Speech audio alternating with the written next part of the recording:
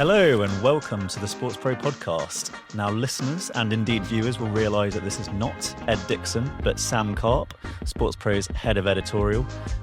While Ed is not here, Steve McCaskill, SportsPro editor, is.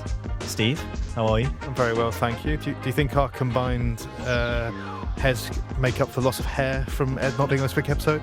Well, I don't know. I was going to say it's a little bit lonelier on these sofas this week, isn't it? This is usually where Ed would make a joke at your expense, or ask you what you've been up to. This is your kind of opportunity to do the same while he's not here. I've already made fun. Well, not making fun of his hair because it is a great mane, but I thought I would just be spurious about his absence. I'm not going to be too cruel.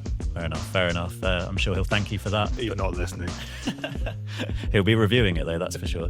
I would ask you what you've been up to, but I know what you've been up to because we have just finished interviewing Tom Harrison, who is the chief executive of Six Nations Rugby. Obviously, Six Nations got underway last week. It is a hallmark of the sporting calendar, and I know that you yourself are, as we often say on this podcast, are resident rugby apologist. But yeah, what did you make of that interview? What were some of the sort of subjects that we got into?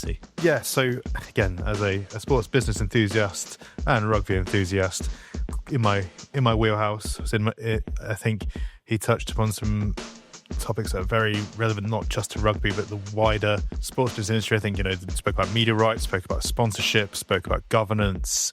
Particularly, as we'll hear, spoke a lot about media rights, which again is something that I'm particularly interested in. But there's some interesting tidbits, some interesting snippets, some things that I'm not really think I've heard him talk about too much, to be honest.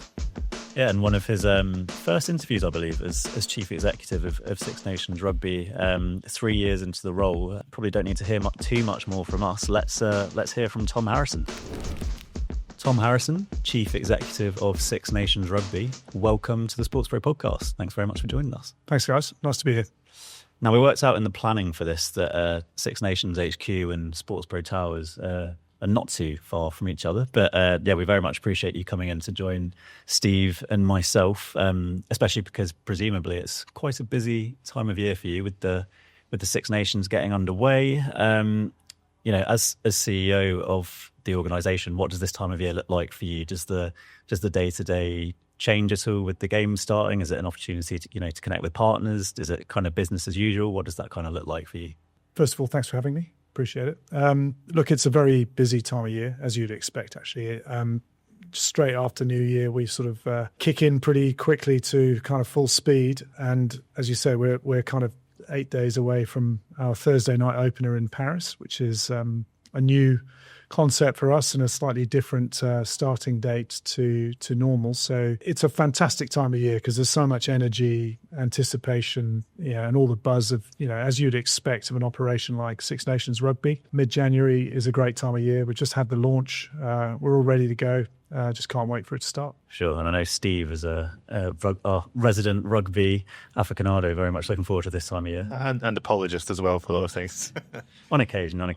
This interview will go out about a week or so after recording, but it's kind of a good moment to be talking to you, I suppose, because I was saying just before we came on air that it's almost pretty much 3 years to the day since you took on the role as Chief Executive of Six Nations Rugby. You obviously made the move across from cricket after being Chief Executive of the ECB. And some people would probably say, cricket, rugby, there are maybe some similarities there in terms of audience, maybe perception, and maybe also some of the challenges that the two are facing. How you find that kind of transition into the world of rugby and maybe the stakeholder environment going from, being chief executive of a governing body to now Six Nations, obviously tournament and kind of commercial rights holder? Yeah, look, it's been an amazing 3 years. I can't quite believe it's 3 years already. But look, it's similar in some ways in the sense that some of the challenges of the stakeholder environment are, you're facing similar challenges. You're also driving the commercial interests of the game, and that's similar across both. But what is very different is I'm sort of very much one step removed from the coalface in respect of managing teams. I guess the hopes and fears of the whole nation rides on the back of, whether you're, in my case, running, the organisation that ran the England cricket teams. That came with an extra level of pressure and, certainly an extra level of focus in a different space, in that high performance space. So we don't have that at Six Nations, but I'm running a rights management organisation, essentially on behalf of our 6 unions. It's not just the competition in the winter that we run. We also run all the autumn internationals and all the media rights that spin off the back of that, media and commercial rights. We're responsible for that. And that's been the big shift in the last 3 years, is putting together this global tournament with the Southern Hemisphere, with our colleagues in the Southern Hemisphere, to create a competition which combines the July and November windows. So that's been very much, I guess, the key focus over the last couple of years to get that up and running. And delighted to say 26 feels like a really big moment for rugby union. I feel like rugby's never been in a stronger position, actually. I was going to say, it's almost, sometimes it's too simplistic to say that, it feels like another massive year, because every year, I suppose, is a massive year, but generally does feel like it for rugby this year, with this new tournament arriving and constant conversations around what's happening at the club level as well. And we definitely will come on to the Nations Championship in a moment. But going back to the Six Nations specifically, given that's the point in the calendar we're in right now, those 6 unions you mentioned, I imagine they must be relatively satisfied with where things are at the moment. Obviously, the tournament is generating TV audiences in the millions. New TV deals just been negotiated. How do you view the health of the tournament right now? I think we're in great shape. I think it's a tournament which has been in good shape for some time, and I think that coming into a job like this, and you see you're responsible for ultimately a crown jewels sporting property like the Six Nations. Your instinct is, don't try and change too much. It's doing a great job, but you still have to move it on. You still have to innovate. You still have to push the boundaries. You have to ensure that everything that it's relevant in respect of the audiences that it's trying to generate. And I think we've been successful in that space. And renewing the free-to-air television deals in respect of the principal territories, France and the UK, has been really, really important to us. And that's been very satisfying to get that across. And what it does is it provides the platform, obviously, for further growth for the individual unions to do their work in respect of participation, in respect of engagement, as well as our own through the central business that we operate. But that's a very satisfying thing to get done. And now I think we need to continue to ensure that we're using the small windows that International Rugby Union has to deepen that engagement with fans all around the world. Speaking specifically about the men's tournament moment, but obviously there are other tournaments that form part of this spring schedule, the youth and the women's. What's the state of the Women's Six Nations? Obviously moving to a different schedule, there's different commercial partners, and again, coming off the back of a hugely successful World Cup, how do you plan on capitalising on that? What's the health of the women's tournament? Look, it's a great question, Steve. We've had, obviously, we are the principal annual tournament in the women's game as well. I think that we've got to work really hard to ensure that the momentum that's been generated through a brilliant World Cup last year is continued. I think we've got a lot of plans in place to try and ensure that the Six Nations doesn't become a kind of predictable tournament in respect of the competitive nature of the teams that participate in it. And we're consistently trying not to use the men's game as a template to build a women's game. It needs to continue to stand in its own right. We've obviously created 2 separate windows now. The sponsorship deals are separate, albeit they are with similar partners. But we are increasingly looking to carve out future opportunities for commercial partners specifically for the women's game. And I think the next challenge for us in the women's game is to drive some real commercial value into women's international rugby so that it continues to be able to drive its own investment through its own commercial partnerships and media deals that it's generating on the back of performances generated out of the women's game. So that's the job. That's a long-term plan, because obviously we're not there yet. But I think it's there's a lot of plans in place to ensure we do that. Yeah, you mentioned the competitive side of the women's tournament in particular, and there's always a lot of debate and conversation around the composition of the Six Nations, the teams that take part. I maybe misspoke a little bit before when I said that all 6 unions will be quite pleased with where they are at the moment, given there's one going through a fair bit of turmoil in the Welsh Rugby Union. And there's always talk around things like promotion and relegation. Obviously, Ireland and France been the dominant forces in recent years. England's, Scotland increasingly competitive. Given some of those challenges that Wales, for example, are facing, do you think we could see any change in the tournament in the coming years? Are there any conversations around that at the moment? Look, I think the Six Nations is not going to be a place where you see promotion and relegation in the foreseeable future. I think with the situation is slightly different with respect to the Nations Championship. And we can come back and talk about that if you like in more detail. But look, no, I think we go into this tournament thinking that there's a huge amount of jeopardy and unpredictability as there is every year actually within Six Nations, and there will always be those results that surprise and delight people depending on where you're from. But we have a hugely competitive set of fixtures right from the start. This weekend coming, when you put this out, it'll be just a couple of days away. Ireland in France, not an easy fixture for either side, and then we've got an amazing weekend with England, Wales, and in Rome we have Italy playing Scotland, and the last time they were over there they got beaten. So that's a blockbuster start to a tournament that continues to generate unpredictability and jeopardy, which is quite hard to. There's not an awful lot of international sport where that is always the case. So we're very lucky to have that. And, rugby fans will be delighted by what they see, I'm sure, on the first weekend. Not convinced that a relegation playoff will be a ratings winner, improve the value of your contracts or anything like that? It's not about that, actually, for us. It's this is a cultural event. The Six Nations continues to be this extraordinary brand which connects people in a way that very little else does, actually. I think its timing in the calendar is important. I think its history and heritage is really important. We've got some astonishing statistics that sort of support the fact that this is a very different kind of sporting event. I'll give you the example of Wales. We have over 75% of people historically watch. Of the population of Wales will watch Six Nations Rugby when Wales are playing at home. That's an extraordinary stat, which is quite hard to match in any other kind of media stat that I've been involved in media for a long time. I've never heard anything remotely approaching that kind of engagement. You go to any pub in the country at that time of year and you have your kind of marketing job done for you almost by the bunting and the blackboards, and people are talking about it at work, at home, on the tube, on the train, on the bus. It's a cultural event, and that is what we are. We're very lucky to be involved in that. You go to any pub at that time of year, and you'll find Steve in there. But if that was too cheap, too easy, open goal that one.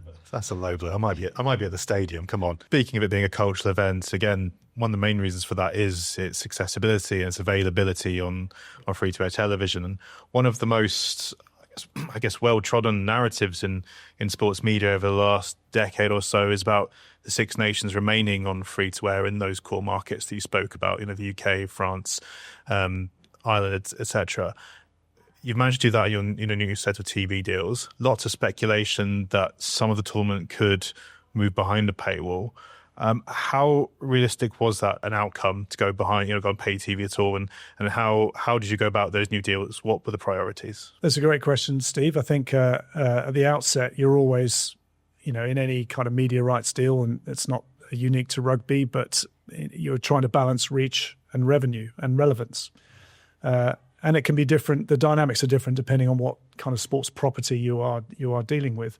We've got 15 games of men's rugby, 15 games of women's rugby, and an under-20s tournament of 15 matches as well. So you've got, but the premium content is obviously the men's tournament, which does, I think it focuses the mind in respect of that. That is the premium that you can drive from pay TV. It's something you look at, but it's not an earth-shaking amount of content, a volume of content. That so sometimes the potential upside of a pay TV deal needs to be balanced against what you're giving away in respect of reach. And given the ambitions of the sport, given the role that the competition plays in the pantheon of sports and the culture, if you like, of our countries, that includes France and to a growing extent Italy as well. It's really important to make sure you get that balance right. And whilst there is always a calculation around what is the upside and what is the price you're paying for reach. I think we're very comfortable with the level of rights fee that we're attracting from the free-to-air market, both from BBC and ITV. And our ability to adapt and innovate within the context of that partnership is super important. How can we move?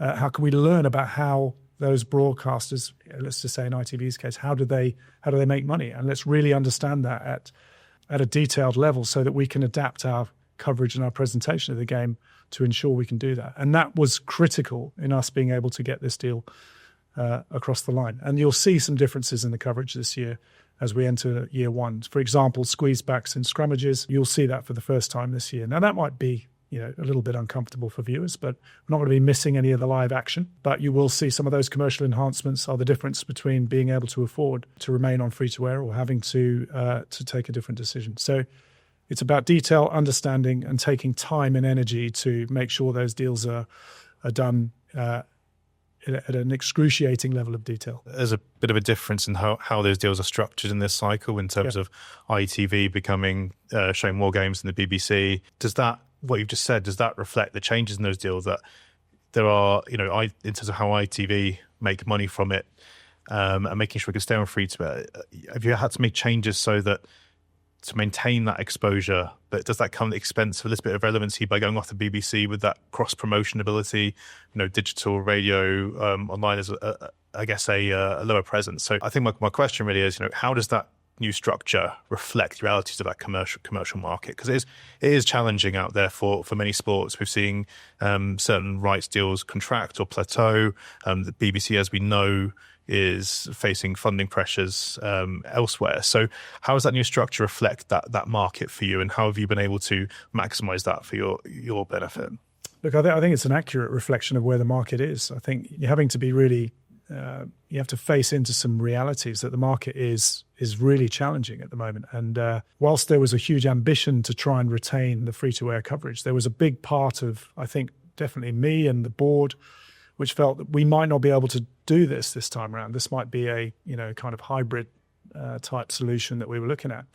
Being really honest, that's where I thought we might end up. And the fact that we not only have all Six Nations, but also Nations Championship on free-to-air really gives a kind of sign of the effort and drive that we put into making sure that we understood in detail the payoff of a different kind of solution.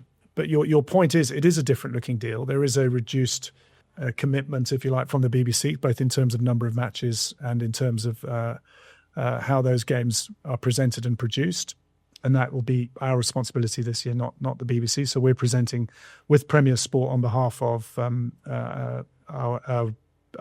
we'll be giving a feed to the BBC effectively, who will be top and tailing that with their own internal productions and studio content.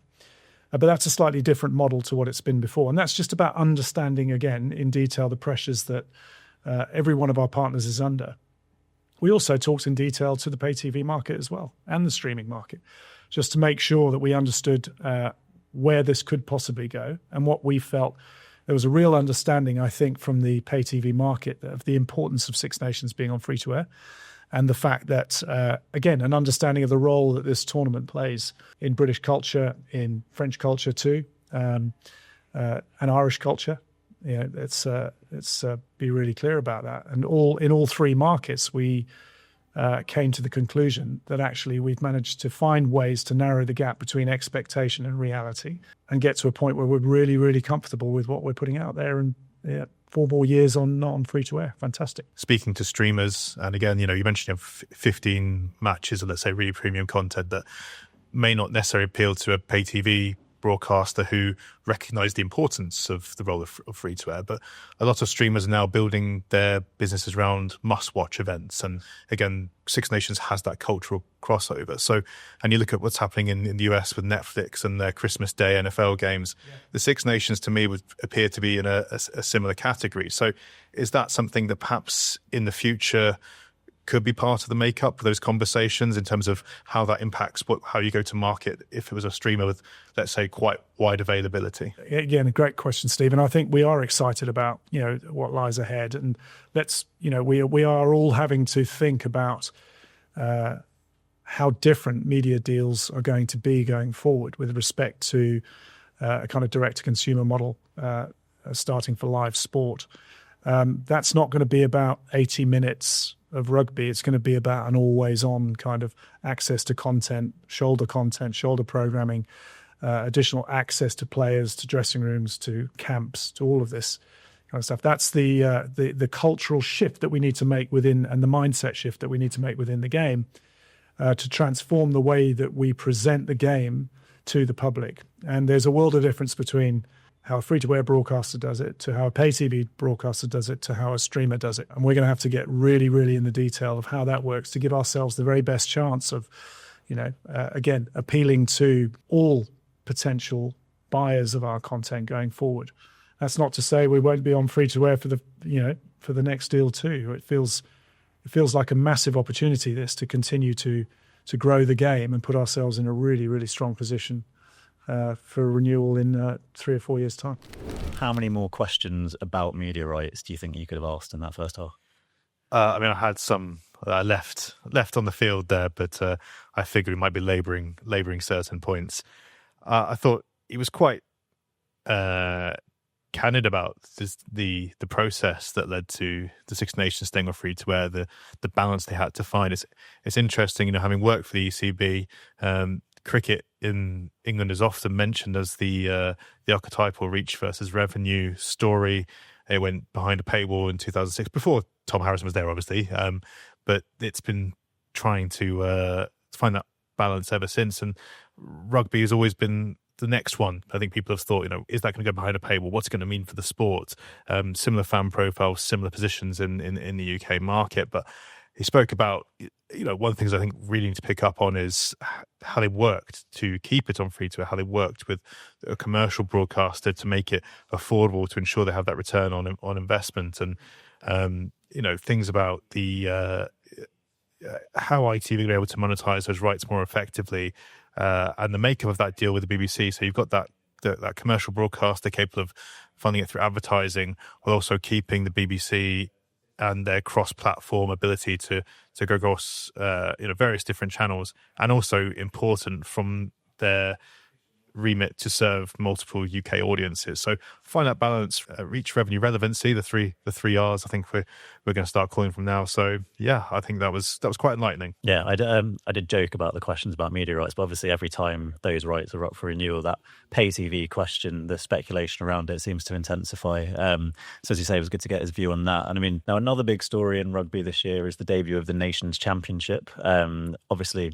a long time coming. That tournament has been talked about for a number of years, and we finally be kicking off in July, running into November with the finals weekend happening in London. Big focus of this second part of the interview is around that tournament, the ambitions for it, the commercial strategy around it, how they're planning to monetize it. Again, sort of room for a few more questions about media rights. There's always room for media rights questions.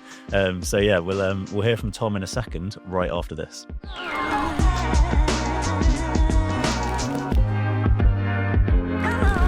Let's talk about the Nations Championship now. I think Steve could probably rattle off about 10 more questions on the TV deal if we had the time. But obviously Nations Championship debuting this year. I guess for the benefit of our listeners, viewers who might not be so familiar with the format, obviously Nations Championship, a new biennial tournament kicking off in 2026. 12 teams, the Six Nations, the Rugby Championship, Japan and Fiji involved in this inaugural edition as well. Northern Hemisphere teams will travel south for 3 weeks of games in July, followed by the Southern Hemisphere teams travelling north for 3 weeks of games in the autumn window, and finishing off with a finals weekend at the end of November. How did I do? Was that Really explains. Yeah. I read the Six Nations explainer beforehand, so 100% clear. I hope so. But yeah, as you said, big moment for rugby this year. This tournament has been in the works for quite a long time. Why does rugby need this, and why does rugby need it now? It's a fantastic development, this, and I think rugby desperately needs this. And it's always, there's been a slight sense of, once the Six Nations has come and gone every year, that I can't wait till next year's Six Nations, because that's the next. There's some stuff in autumn, and we love that. And we can, all the big teams are coming up from the Southern Hemisphere. And we play these games which have certain massive context for the two teams taking part. And there's always that rivalry, and there's definitely the question of the balance of power between Southern Hemisphere and Northern Hemisphere. But it's a little bit haphazard, and it's never been coordinated as a competition. The fact that we now have that competition structure in place is transformational, actually, for how the rugby calendar looks. So we are now able to answer that question, and we'll be able to do this in November, of who the best team is at that particular time of year, based on the kind of balance of power between the Southern and Northern Hemisphere. That's something that rugby fans want to see. And by the way, it's something that wider sports fans who occasionally dip into rugby during the Six Nations, for example, also want to see. So I think it's just that added context, that added meaning of every match. It's going to be relevant to Scotland fans about who wins a fixture between England and South Africa, because it impacts the way that they finish in a table, all of that kind of thing. So I think it's high time we got this up. It's been a really, really difficult journey, and a complex one, which has meant every union has had to be really open and transparent about how they make money, how they, what are the important matters, what are the, right down to, a lot of financial transparency to ensure that we can get a revenue model away and that we can get a JV structure, which enables us to run this tournament as a collective across 12 unions. That's what we've managed to do, and we're really excited about it. Are you able to share much about what that revenue model looks like? Because obviously, it's a joint venture with Sanzar in terms of how you're running this. Well, I can't share obviously detail that you want me to share, Sam, but it's a JV between the Six Nations and the four unions that are represented by the Southern Hemisphere. And then we have two invitational teams, which in this case, for the next three editions, will be Japan and Fiji. We've created a revenue share across different revenue streams.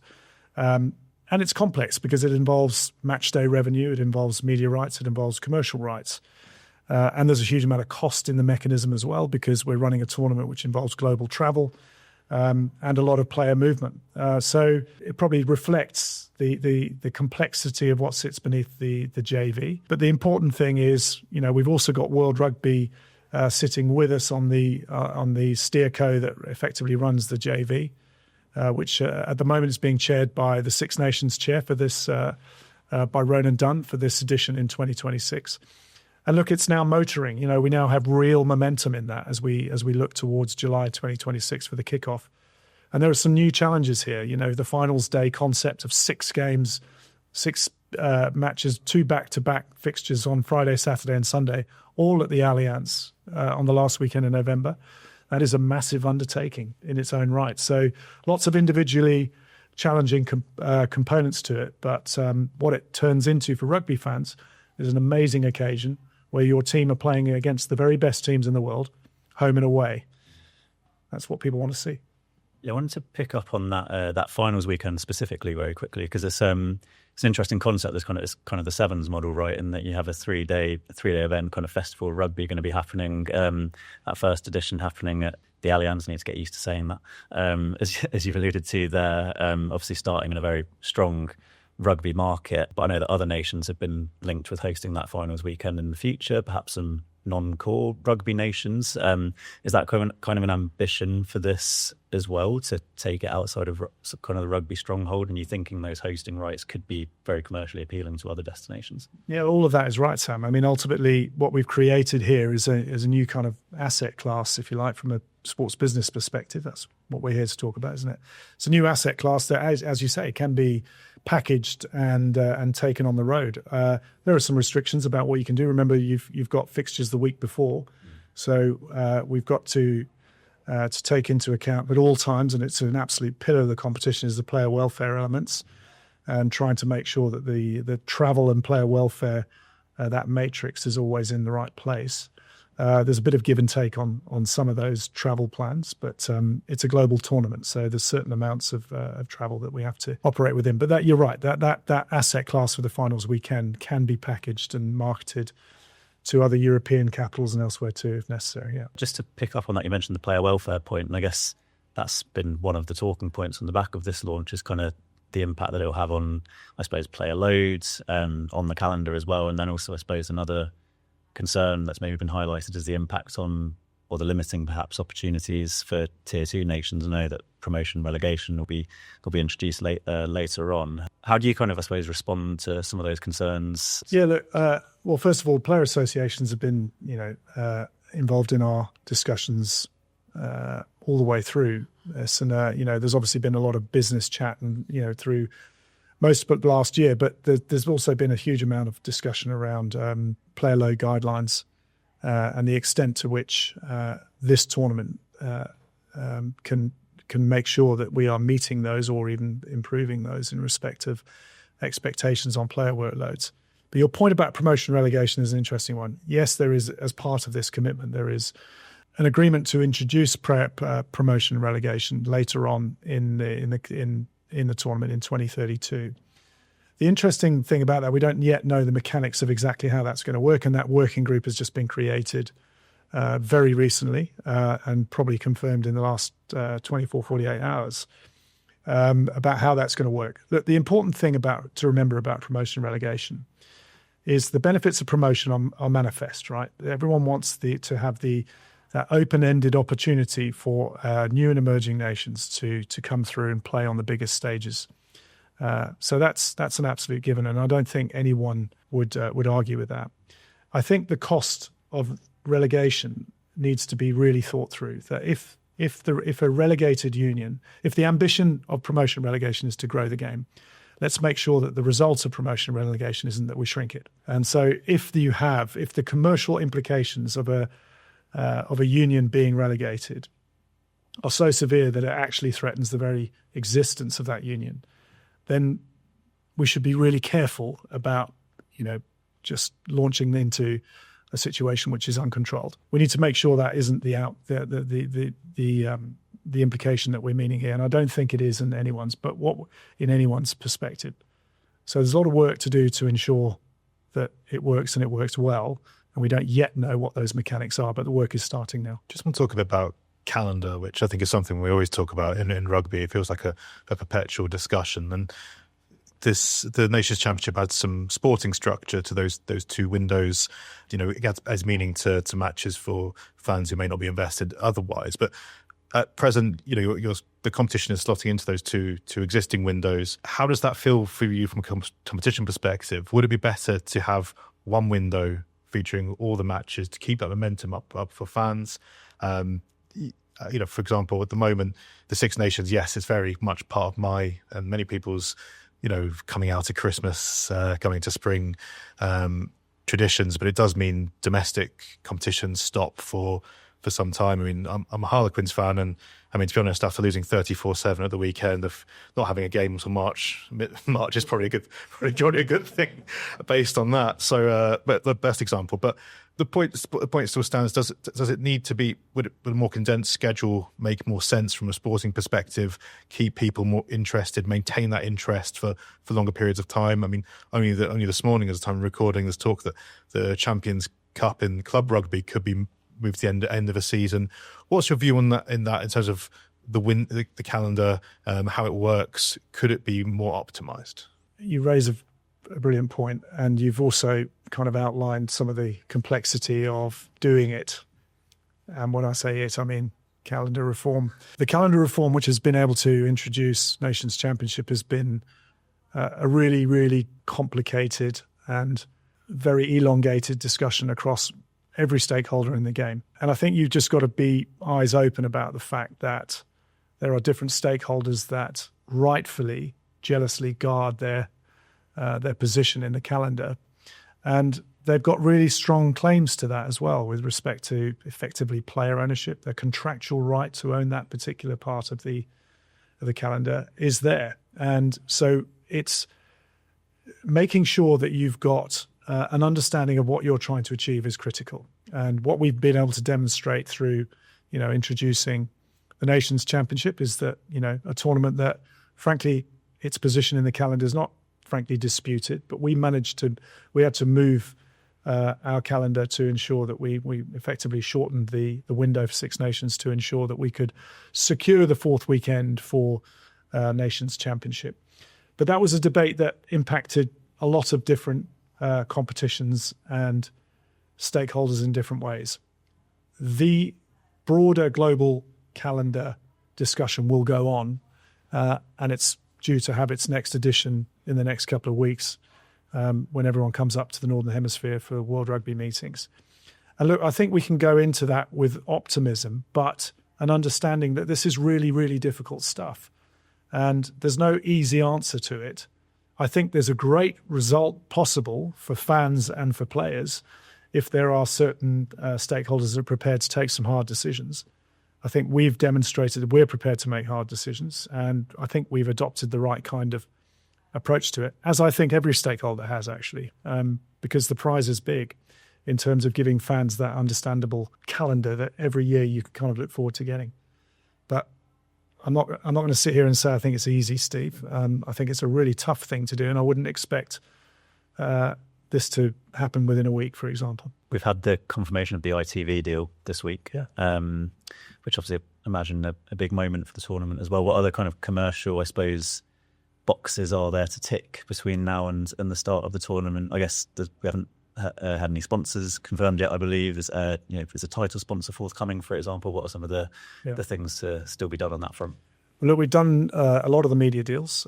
Certainly the principal deals in the Northern Hemisphere have been completed, with one exception, that's Ireland to come, and we're very, very close to being able to announce on that one. But France and South Africa is the next big one to be concluded.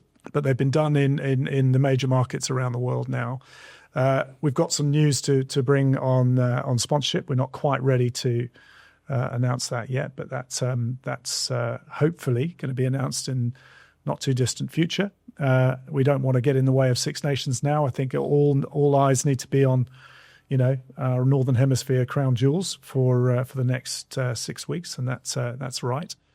But coming out of that, I think you'll see a huge amount of energy going into announcing some of these partnerships and getting on sale with respect to, filling all of the fixtures in our 12 parts of the world that are going to be hosting matches. Sam says I could speak about media rights all day, and I'm sorry for proving him right.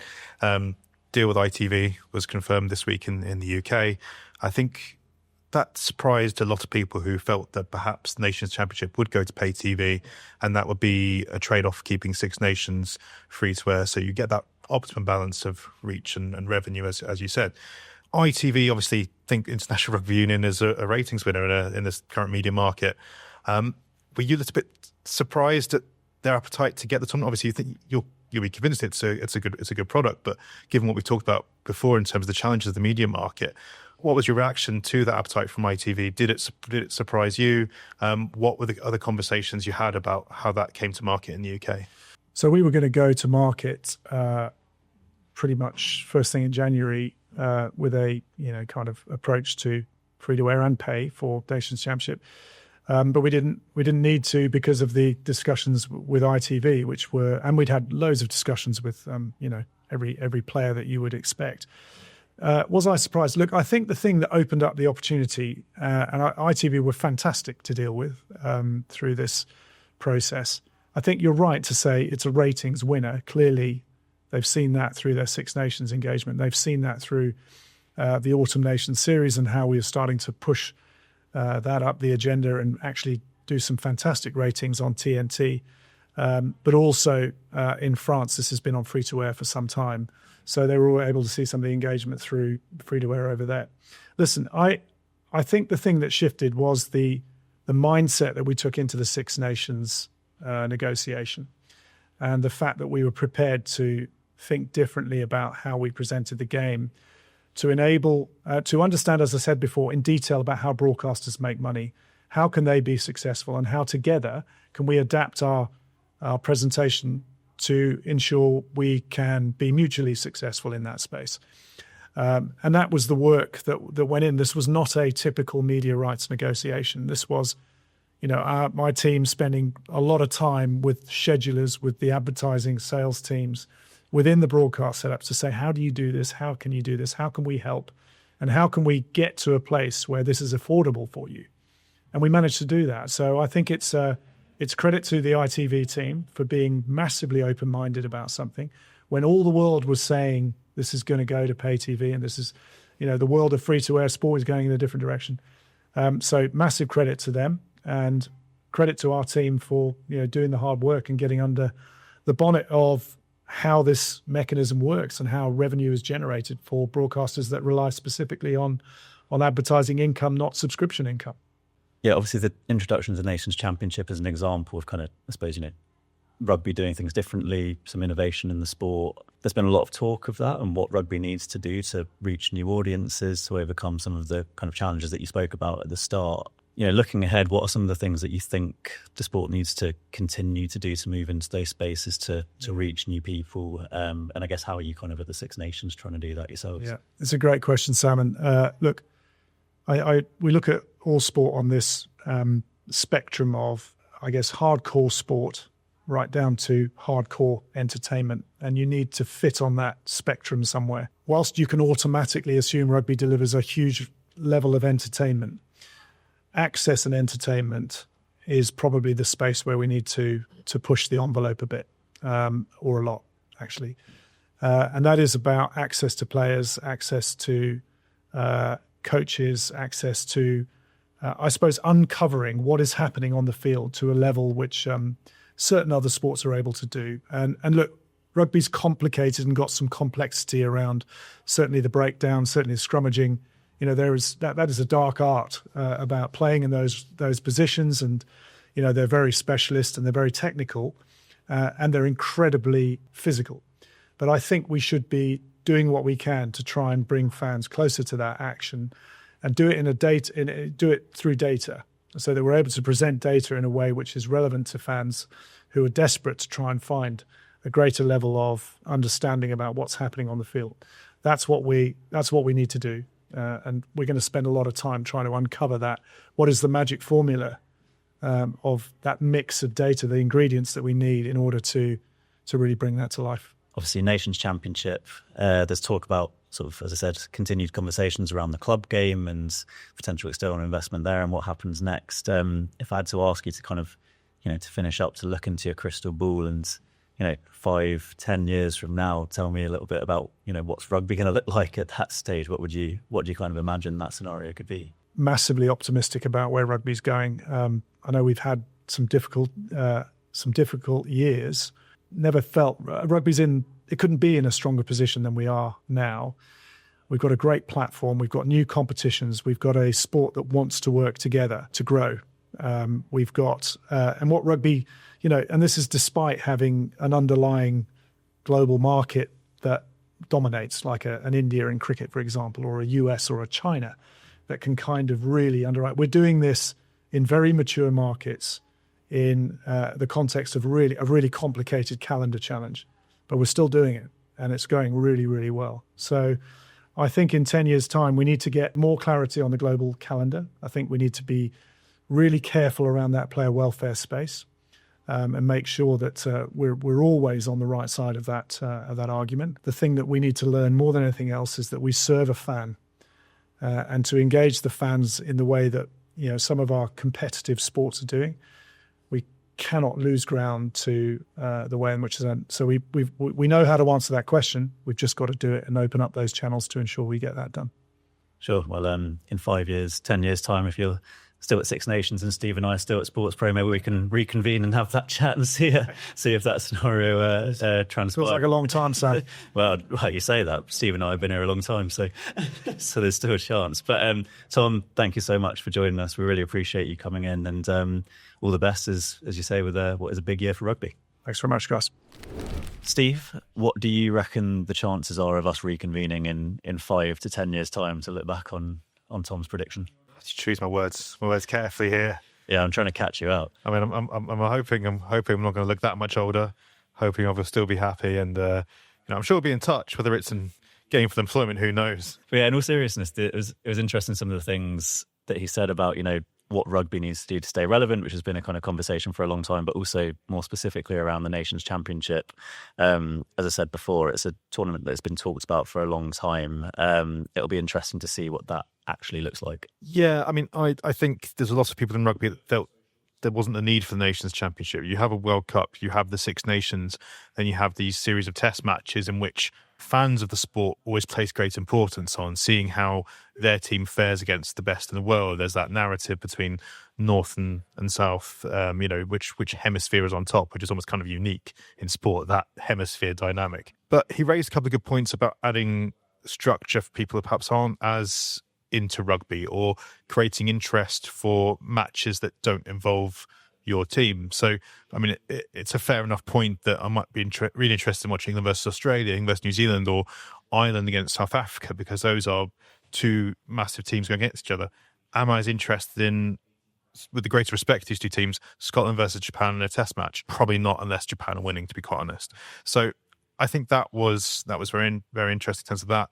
And the other point I just wanted to pick on, we're talking about relevancy. The Six Nations is an organisation that is ostensibly a media rights organisation. It sells commercial rights for the benefit of its participant unions and tries to make money. But it does sort of recognise its role in that rugby ecosystem and provide that growth. It's not in things like player pathways or growing the game to additional means. It's about creating that revenue. And it was interesting to hear their discussions with other stakeholders in terms of how they've got this off the ground, and those conversations about everyone defending their bit in that rugby landscape. But something it definitely believes is going to enlarge the pie for everyone. So those are probably my key takeaways from the Creation Nations Championship. And while perhaps I'm not entirely convinced about the two window structure long term, it probably is a positive step in the right direction. Yeah, I thought some of that stuff he said around the unions have to be really transparent about a number of things, especially their finances, was a really interesting point, and makes you sort of understand perhaps why it has taken as long as it has to get off the ground. Yeah, but I think we're seeing that become more of a common thing within rugby. I mean, yeah, you have World Rugby organising a World Cup. Everything else is kind of a commercial Wild West, so to speak. And we've seen it with the Lions creating joint ventures for their commercial agreements for tours, because they understand that it's for the greater good and it's going to help everyone and create more consistency for partners and fans. But yeah, there's probably a lot of commercial agreements to unpick there, isn't there? Yeah, for sure. And then I think that word jeopardy came up a lot, which is something we've heard, in other sports. And over the last few years, obviously UEFA with the Nations League has tried to create more interest around matches that were previously kind of weren't drumming up that much interest. Same with the ICC and the World Test Championship. So we've seen it in other sports. It'll be interesting to see kind of what happens with rugby now. But obviously we'll be following that, covering it over the next few months. But I think we'll leave it there for this week. Hope everyone's enjoyed listening. If you want to send us any questions for future episodes, you can do so at editor@sportspromedia.com. Don't forget, you can also listen to our affiliate podcasts, Streamtime Sports, Mike's Out, and New Era. Thanks again for listening. This episode was recorded at SportsPro Towers in London. The producer is Dan O'Ling.